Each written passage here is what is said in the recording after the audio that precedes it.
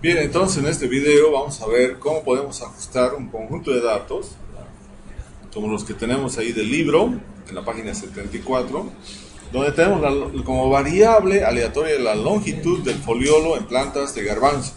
¿Vale? Entonces, como ustedes pueden ver, ahí tenemos una variabilidad. Esos datos son los que lo copiamos y lo llevamos a Excel. Ahí tenemos los 30 datos. Bien, entonces lo primero que tenemos que hacer es guardar eso. Para que podamos verlo en Infostat tenemos que guardarlo vamos a guardar en el mismo lugar donde estaba, ¿no? Vamos a darle acá, pero lo vamos a guardar ¿con qué? Con libro de Excel 97 y 2003 para que lo pueda reconocer,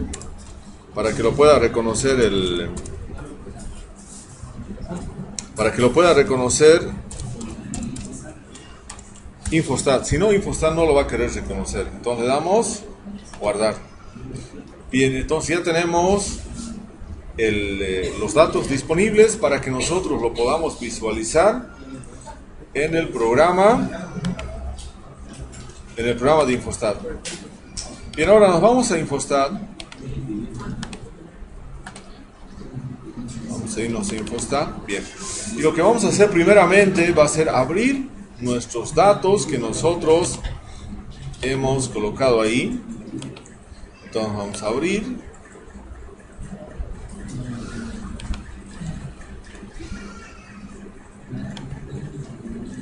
Bien, aquí tenemos distribución norm 1. Abrimos. Bien, es longitud del foliolo, todo lo que tenemos acá. Bien, ahí tenemos. Entonces, ¿qué es lo que tenemos que cambiar acá inicialmente? Una cosa importante es los números, los datos en los cuales se está presentando longitud de foliolo son números reales porque tiene decimales. Pero como ustedes pueden ver, no necesitamos dos decimales, solamente con uno, ¿no? Todos los demás tenemos, o sea, en la base de datos original solamente había un decimal. Entonces, ¿cómo podemos cambiar eso? Eso vamos a cambiar de la siguiente manera. Agarramos acá en Infostat y le decimos tipo de dato real, pero queremos ¿cuántos decimales? Solamente uno. Bien, y lo coloreamos. Lo coloreamos entonces en nuestra base de datos, cualquier color. Aceptamos y luego lo guardamos. Vamos a guardar. Y lo vamos a guardar también en ahí como distnorm 1. Y lo guardamos en estadística agrícola. Bien, está guardado, ¿no? Bien, ahora, ¿qué es lo que tenemos que hacer primeramente? Lo que tenemos que hacer es ver si gráficamente, bueno, vamos a hacer dos enfoques, vamos a utilizar dos métodos estadísticos para ver si se aproxima a una ecuación normal o no. Uno de ellos, y en el libro también lo dice, en el libro que ustedes van, es el método de ggplot, ¿no? El método de ggplot es un método estadístico en el cual nosotros tenemos un gráfico en X y Y, donde en el X vamos a tener los cuantiles de la distribución teórica con esa media y esa desviación, y en el eje X, Y vamos a tener los cuantiles observados de ese conjunto de datos. ¿Cuál es la idea? La idea es que si los puntos de esos dos valores se encuentran en una línea de 45 grados o muy próximos, tenemos grandes posibilidades de que mi conjunto de datos se aproxime a una distribución normal. Por lo tanto, nos vamos a ir a Infostat. Y en Infostat, ¿cómo vamos a hacer eso? Vamos a hacer en gráfico. Primeramente estamos utilizando un método gráfico. ¿Qué pregunta queremos responder acá? Queremos responder la variable longitud de foliolo se aproximará a un modelo normal. Eso es lo que queremos responder. Entonces acá nos vamos al gráfico, y ustedes pueden ver acá dice ggplot. Plot en inglés quiere decir gráfico, es un gráfico de cuantiles, y Q quiere decir cuantiles teóricos y cuantiles observados. Bien, nos vamos ahí, seleccionamos esto y directamente nos va a dar el gráfico.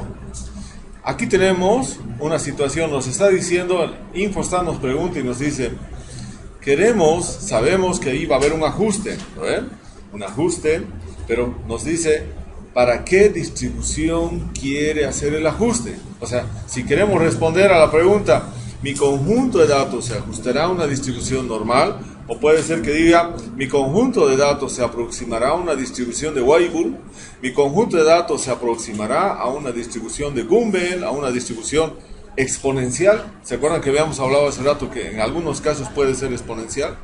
Bueno, pero yo inicialmente estoy diciendo, no, quiero probar con la normal, con la normal. Entonces le damos normal. Normal sale seleccionado por default, porque es el primero, el que más se utiliza. Pero si yo quiero exponencial, lo podría cambiar, no hay ningún problema. Entonces vamos a volver con la normal y le damos a aceptar.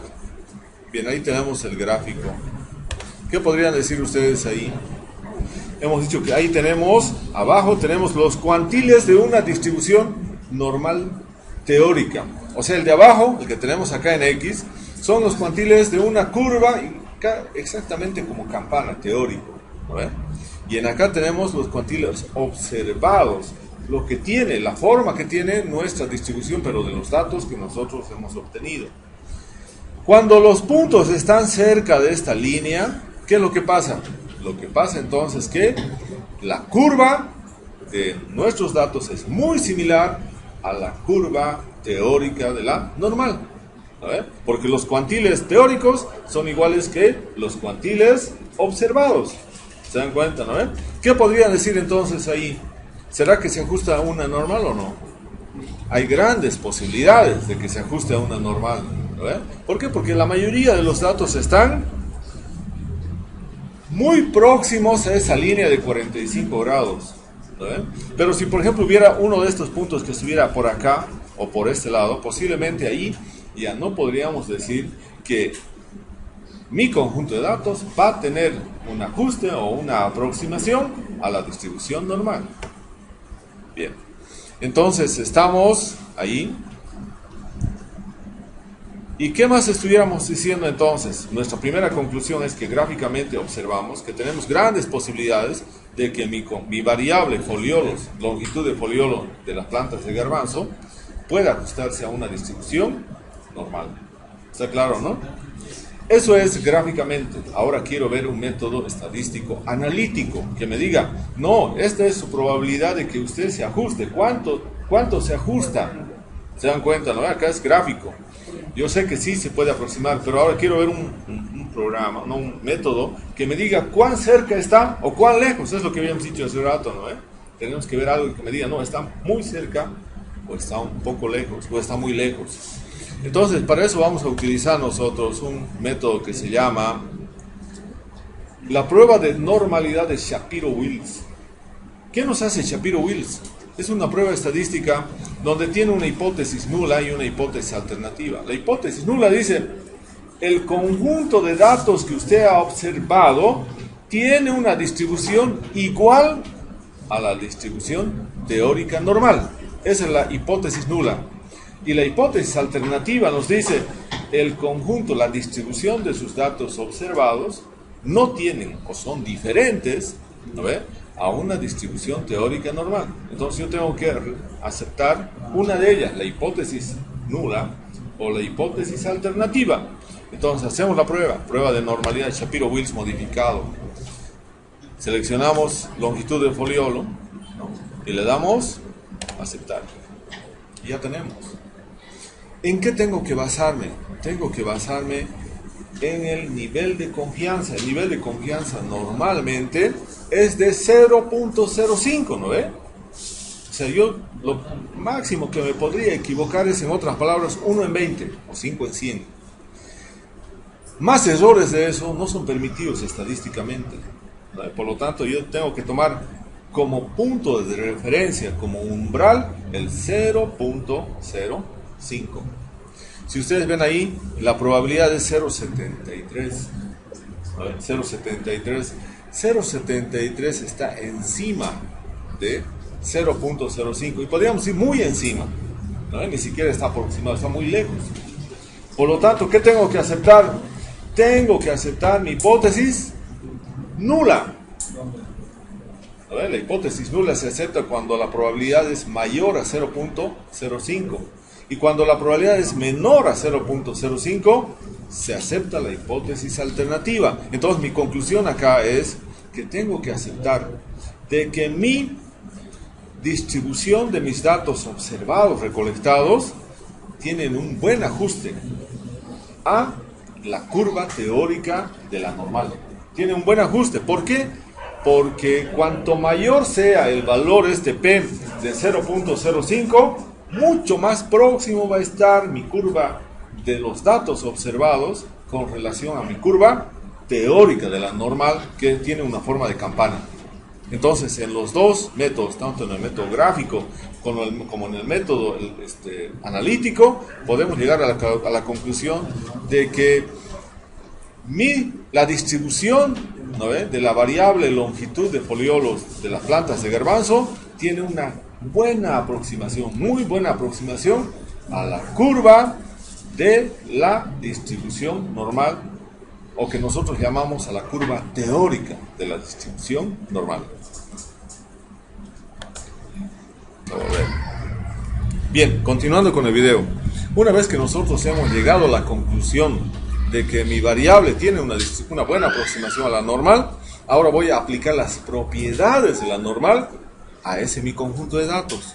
Y por lo tanto, voy a primeramente hacer una tabla de frecuencias de la longitud del foliolo.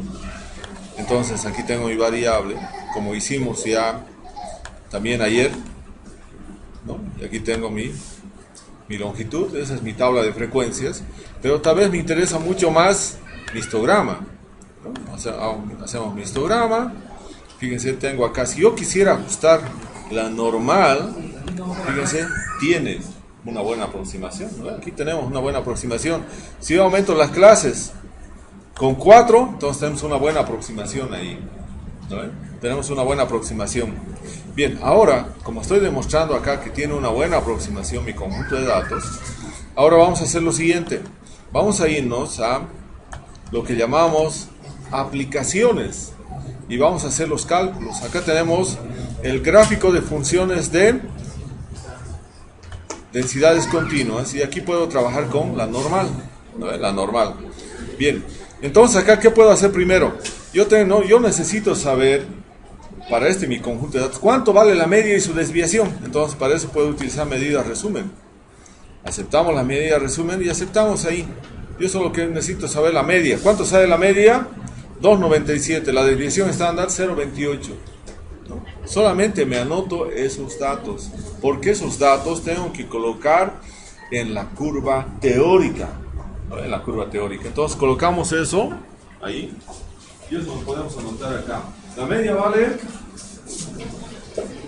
2.97 y la desviación vale 0.28. Bien, ahora con esto vamos a responder solamente una pequeña pregunta.